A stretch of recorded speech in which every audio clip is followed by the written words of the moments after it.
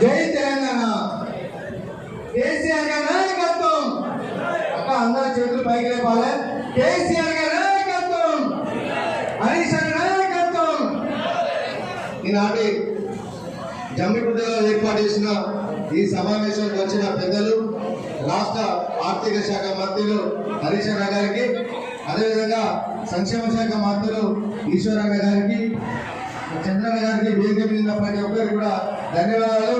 ఇక్కడ వచ్చిన మీ అందరికి కూడా పాదాభివందనాలను తెలియజేస్తా ఉన్నాం. అక్క ఇవాళ కేసీఆర్ గారు ఒక పేరింటి బిడ్డ అని చెప్పి హుజరాబాద్ గడ్డలో పుట్టిన మట్టిలో, ఈ హుజరాబాద్ గడ్డ మట్టిలో పుట్టిన చెమట వాసనతో పెరిగిన ఈ బిడ్డ అని చెప్పి వాళ్ళ కేసీఆర్ గారు నాకు అవకాశం ఇచ్చింది.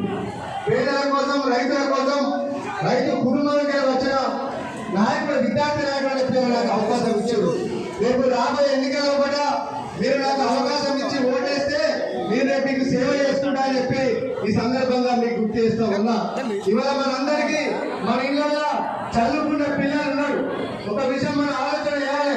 ఇవాళ వచ్చిన తెలంగాణ రాష్ట్రంలో మన పిల్లలకు ఉద్యోగాలు కావాలని చెప్పి ఇవాళ కేసీఆర్ గారు 1,30,000 ప్రభుత్వ ఉద్యోగాలు భర్తీ చేసిన మన నాయకుడు ఇవాళ కేసీఆర్ గారు.